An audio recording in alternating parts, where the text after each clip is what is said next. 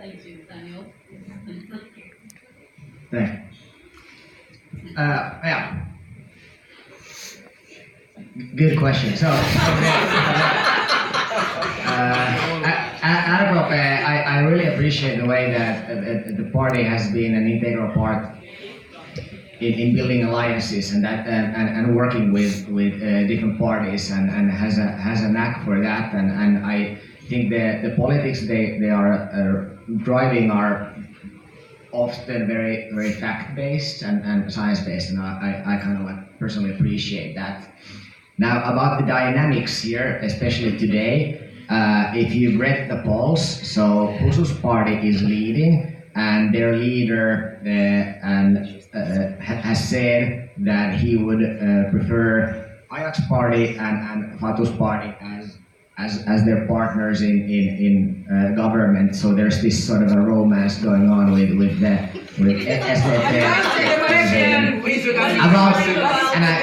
Just for the audience understands the dynamics in play. So about Demarit, they played a very integral part in building the welfare state after the war, and they did a great job in this, and this is what I respect. For the left, it's a hard question. If I must say something, maybe the way the leftist party is really considerate about the welfare of everybody. For the Greens, I really appreciate that we have seen in the past years that they are or more and more willing to change their opinions when facts emerge, and nuclear energy is a good example of this. All right, so Sue and then Alexander. Yeah, thank you. Before I talk about any of them, I would like to say that what I learned in Finland is that issues fight, not people. So I can agree to disagree with Daniel, and we can be good here, but it's very important that when both of us leave here, I'm going to shake hands and we're still going to talk and all that kind of stuff. So I love that about Finland. With the Swedish party, I feel like I would not have felt welcome in Finland if the Swedish party would not be the people who belong to the Swedish party, who related to the immigrants and migrations and being minorities were there, and I lived in a city called Turku, so everyone that really welcomed me, mostly my childhood girlfriends, 3 out of 10 were Swedish-speaking girlfriends and stuff like that, and also my friends, my boyfriends, and I'm not talking about girlfriends in that sense, but I'm talking about the girls in my life and the boys in my life, and in that way. So I appreciate that they were there as people who understand immigration and immigrants better. With the Kokoomus, I'm myself a little bit of from Social Democrats, but on the right side of Social Democrats. I love people to teach people to fish, not to give them a ready fish. So in that way you empower them, and I love the system that they give people the possibilities to work, and I understand and I appreciate what Daniel and most of the guys are doing there. With our sister party, or our young sister party, the lefties, just like Fatu said, they also put us into check whenever we forget that this is a country that really welfare is for everyone and everybody should be taken care of, and we should not look at who's not doing well and who's there, who's here, that we are all equal, and they remind us of that every time we do wrong. With the Greens party, I love how they fight for climate. I love how they fight for the only globe we have, the only world that we have in this country.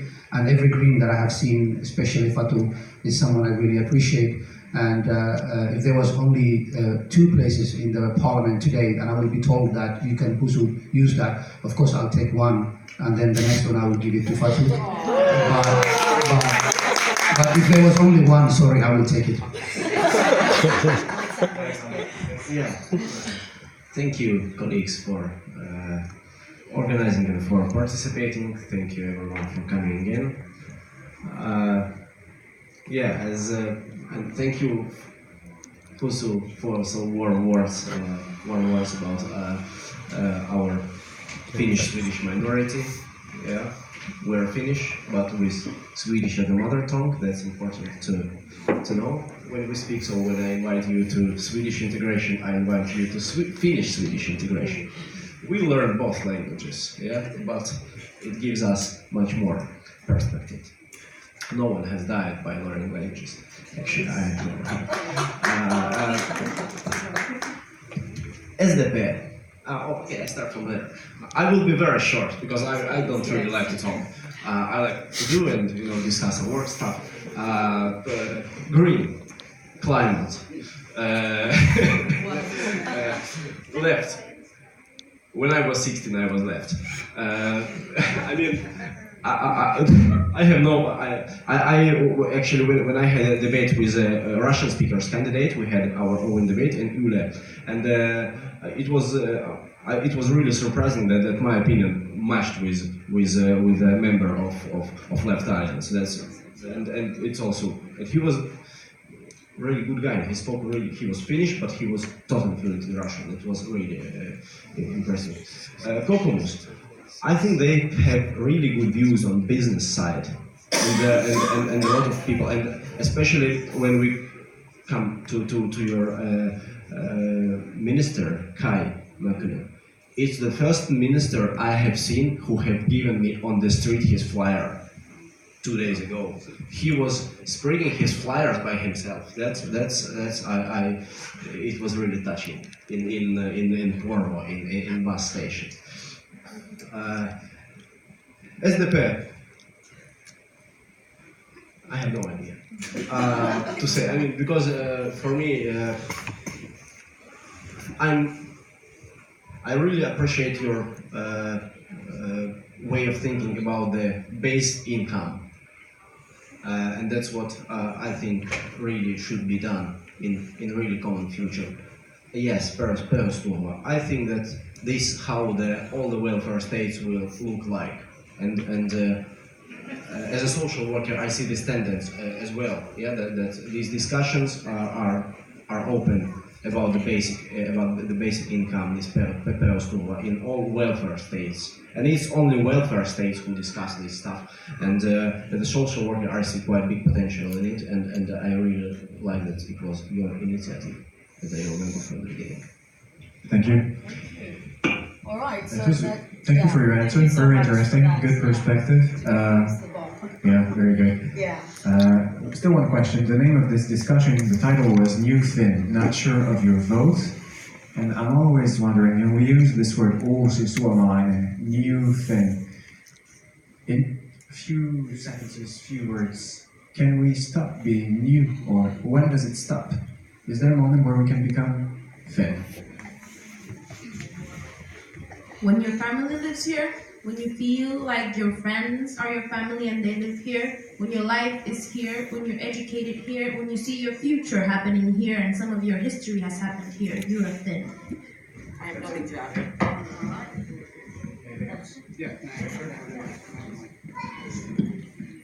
Well, I can't erase my, ethnicity, and I accept my new identity. So in that way, I call myself suomalialainen. Have you heard of that? Because my Somali friends, when they read it, they see Somalialainen, and when my Finnish friends read it, they see Suomalainen. So it's both identities there. I think having as many identities as you want is possible. You can be a left-hand person with a Finnish passport and ethnicity from somewhere else. I think the word suomalainen, suomalainen, whatever you want to call it, I think identity starts from yourself. When you look at the mirror, if you accept who you are, then the rest of the world will accept who you are. It doesn't matter what they call you, what you call yourself. But I really am tired of the word maahanmuuttaja. Because if you keep calling my children maahanmuuttaja, they were born here. They from Naisten sairaala to Viikki. That is the maahanmuutto, which they have done at the moment. So I don't understand, why would you call them? And to identify with Finnish should be something of, saying I'm a Finn shouldn't offend anyone. But some people still don't feel like they want to call themselves a Finn because there are those who want to make Finns only for Finns. Like the siniset or perus or whoever. Yeah. For me, as a Finnish-Swedish integrated, the question of identity is really interesting. The Finnish-Swedish minority is really small and really welcoming. So I feel myself as a Finland svensk in Finland. So when I'm in Finland, I'm Finland svensk. I speak Finnish-Swedish dialect, which is not the same Swedish as people speak in Sweden. Yeah, so it's. And I feel that I belong to this small minority, and I never felt non-welcoming there in any meeting where I was participating in. So I somehow found my new Finnish identity as Finland svensk identitet. Thank you again.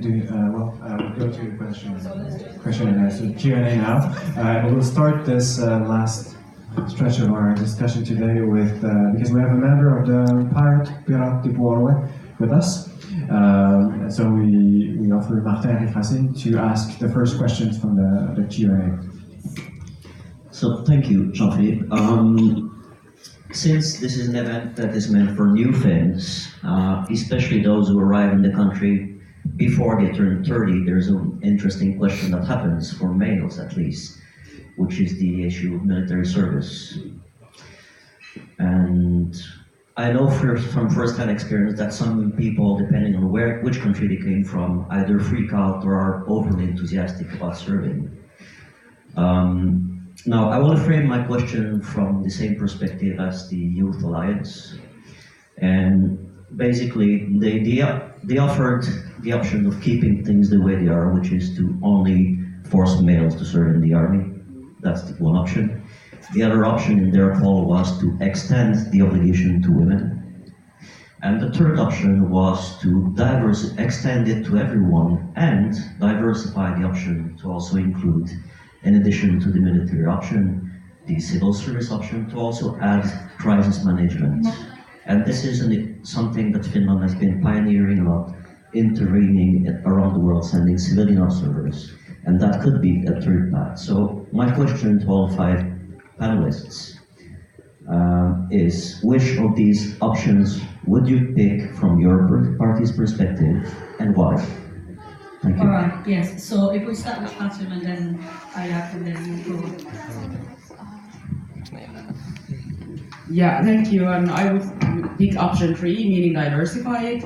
And I would also like to add that we have males, females, and others, since it is not a binary system. So we would see that having a more diversified service would be good, and so that everyone would participate in some way. Thank you. Number 3. If you could repeat the number 3 option. Number 3 was extending it to males, females, and others, as Pato said so well. It's not a binary system also, and so I'm sorry. So I really have nothing to add. It's number 3. You said what it is. Thank you. Yeah, I also answered on the questionnaire that it should be extended to cover everybody, and there should be, in addition to the current military service and civil service, a third option. I'm not sure whether it's this crisis management or whatnot, or how it should be done, but if you want to talk about equality, it's not legit in making half the population do their stuff for 6 months to 12 years and not the rest. I think it should be an issue, for example, that of course number three that it should be optional for everyone, and that male, females, and others can join. But then also the immigrants who come here. I got the Finnish passport when I was 29, and I couldn't get to the army, even though I wanted to. But then I would appreciate if I would get a crisis management course somewhere, where if something happens today, that I know what I can do and don't get into panic and be able to help. So I will both in that way. Yeah, number 3, and especially with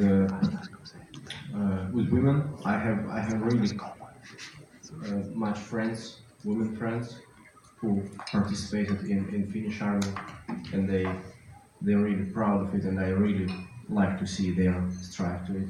That's Okay. All right, thank you. So we'll go to the audience. So I'll make a mic available if you have any questions for any of our candidates. Can I quickly say to the audience that I need to be at 1 o'clock in Melomäki, so if there is anyone who has a question, I would like to answer. Yes. I will first state one thing. So about the time usage, we are calculating, and it has been altogether 9 minutes Fato used from the Green Alliance, then Ayak Mayok from the Left Alliance used 11 minutes, then from RKP, Alexander used 16.5 minutes, Daniel used 16 minutes, and Husu used 20.5 minutes. So does that mean that I can leave now? Yeah. You can stay. You can stay. You can stay. You can stay. You have to stay. You have to stay. Okay. So, questions from the audience, and please be brave. Yes. So, one of the main points that the party is pushing for, which I think some of you are also pushing for, is the universal basic income. So I would like to, and this affects not only Finns but also immigrants who constantly end up unemployed and switching back and forth between different kinds of supports. So what are your views on your party for universal income? Would you do it, yes or no? And most of all, in which form and how much? So basic income for the Left Alliance, it would be 800 a month for everyone, and you would need to do absolutely nothing for that. When people are like, oh, will it passivate people? No. In Helsinki, 800 euros a month will not make you live wealthy and be like, I do not need to do anything.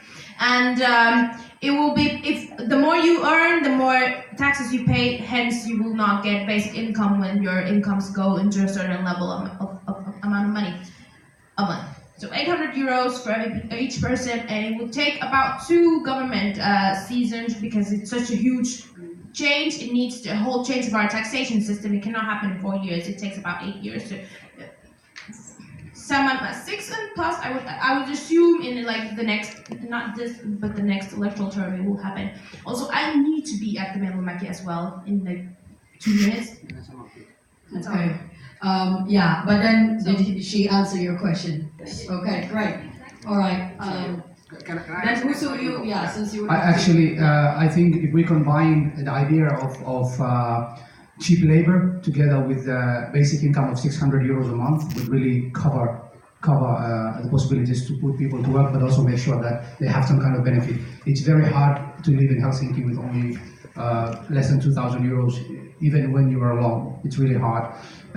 When you see that the rent is growing all the time and expense is growing all the time and salaries are staying in the same place. So in that way, I am pro perustulo, but I don't see the 800. I see 600 plus people going to work and doing that. But thank you. You guys support basic income? Yes. It's the universal basic income. Yes. It's not universal basic income.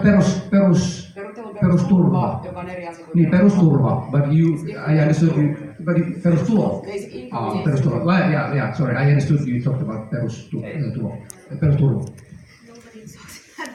Yeah. So you support it. Okay. Yeah. So yeah.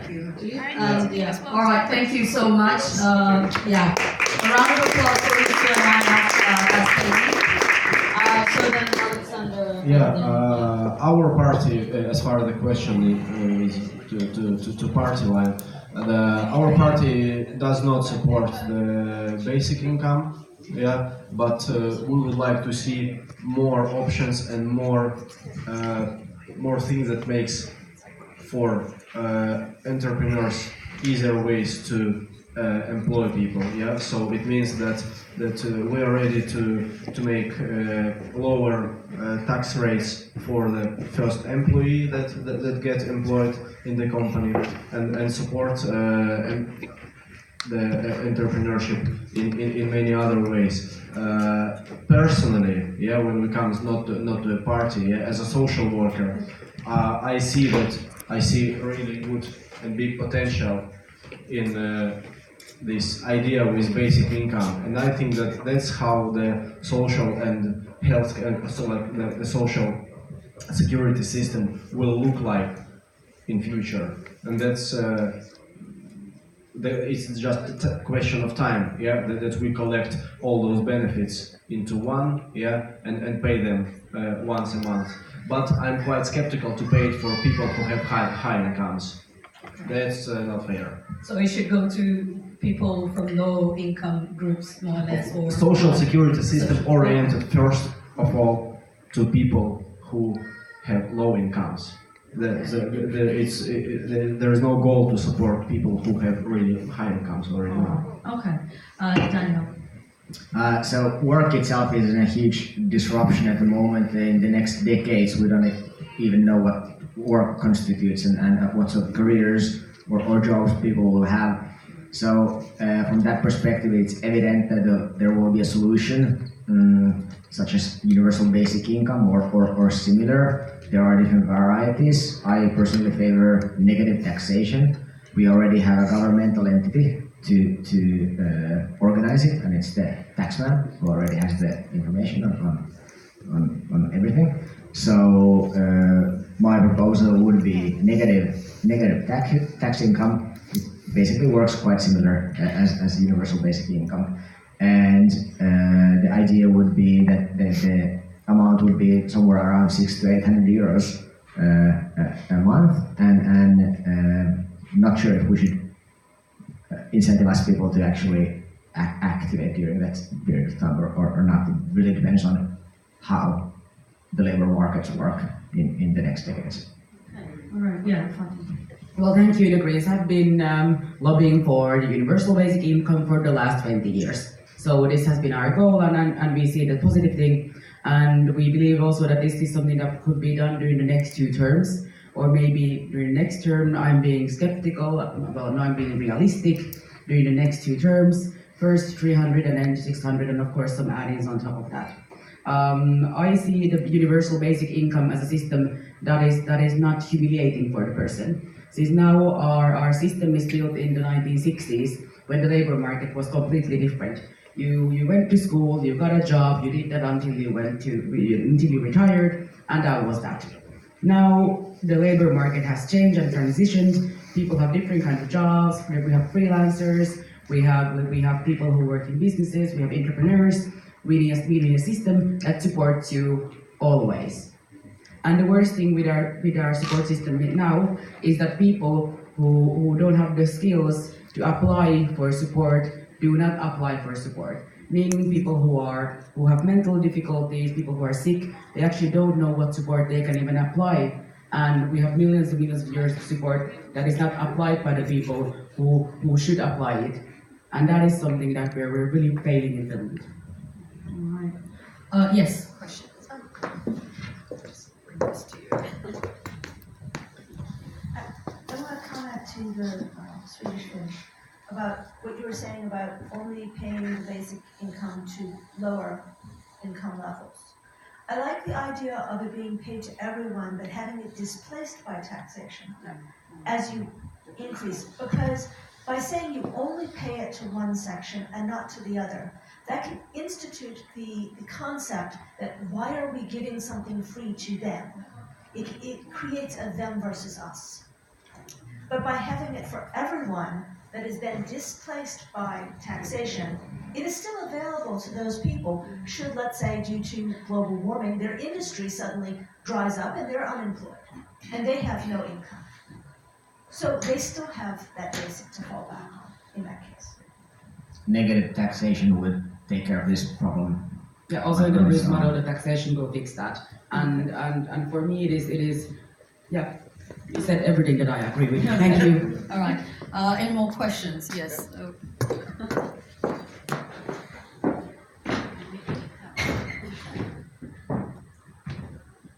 Okay, this is mainly to the Green Party and SDP, but the SDP left the building, so only the Green Party. I'll do my best then.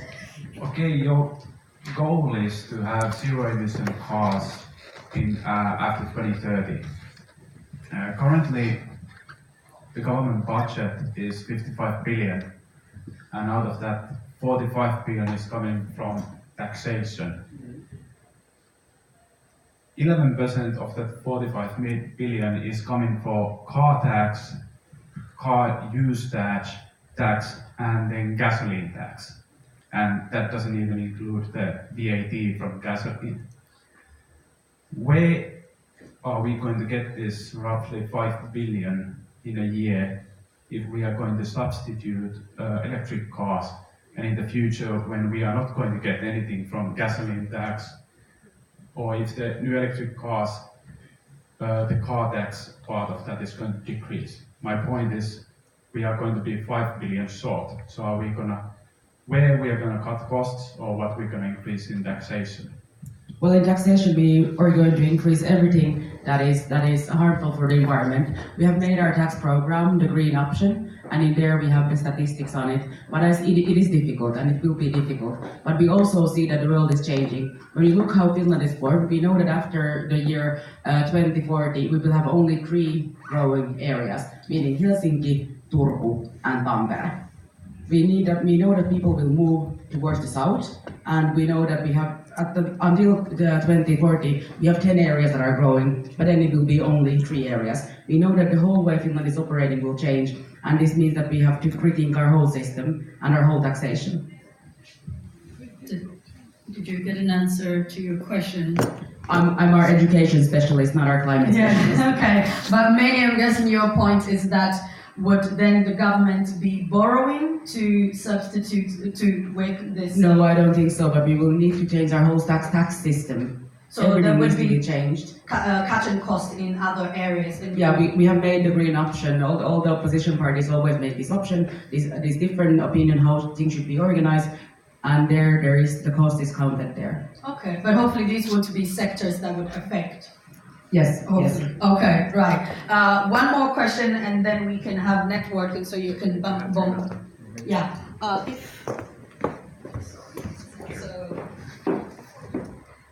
His hand up first, and then. Hi, thank you all for coming today. I was wondering actually, as a PhD researcher here, I see a lot of the climate science that comes out, and then I see the politicians' reactions to the way that we advise things to progress and how things are going to be moving forward. And I'm just wondering, what are your personal relationships, each of you, with the way that you interact with scientists? How do you view the advice that comes from science? Do you think we're being melodramatic, or? I can start. For me, one of the reasons why I chose the Green Party was that we are a party of specialists, I would say, that we trust on studied information. And for me, when I do policy on the field of education, what is my expertise? Of course, I look at pedagogical studies on where to go. I think idealism is important, but also facts matter. And when we discuss global warming or climate policies, I often turn to Sitra, or I often turn to Oras Tynkkynen there, who is our specialist. It is no point for me to go around and say, oh, this and this and this. As a politician, I see that my job is to get all the best information available, and then after this, make a decision. Education and science is in the cornerstone in many ways for the National Coalition Party, and it has been like that for the past 100 years, and it's the way also forward. So I'm also personally a big fan of education and science and technologies, and I think these are more and more important topics and should be taken even ever more seriously, especially when tackling challenges like climate change and such. Yes, thank you for the question. Science is, for me, it's one of the biggest part of when we make decisions. If we are not based on science and statistics, yeah, we will fail just thinking that we are smart. There are always people smarter than us. Yeah, and they are usually do not take a part in politics. That's important. So I think that's my answer. But I would like to add one very important thing, that in Finland, yeah, we have nowadays problems with climate experts, the real high experts, yeah. And when it came the big grant and big money from EU that Finland could apply for, no one of Finnish institutions applied for that. Instead of that, one of my best friends, he's an expert in how the climate change affects our social behavior and our social habits. Yeah, he now moves to Germany to lead the 9-year project by EU money. Yeah, they were just smarter and they applied for those monies to make this kind of research and big 9-year project about the climate change. Yeah, so I think that Finland should be better and must be better in climate research. That's important. I will quickly comment that this, I think maybe what you're speaking about is the Horizon 2020 money that can be applied from the European Union, and then we go to the topic of the education cuts. The cuts on education that have been done, which is affecting our universities and which is affecting our science, and which is also affecting the amount of study money that we can actually get into the country. Yeah, we have been getting like the European Union has commented from year 2011, always in the country reports. They have been written, Finland has got too much from education, this is affecting this and this, and still governments have done cuts on education. So I salute you for saying that Kokoomus is an education party, but the facts do not support this. I would like to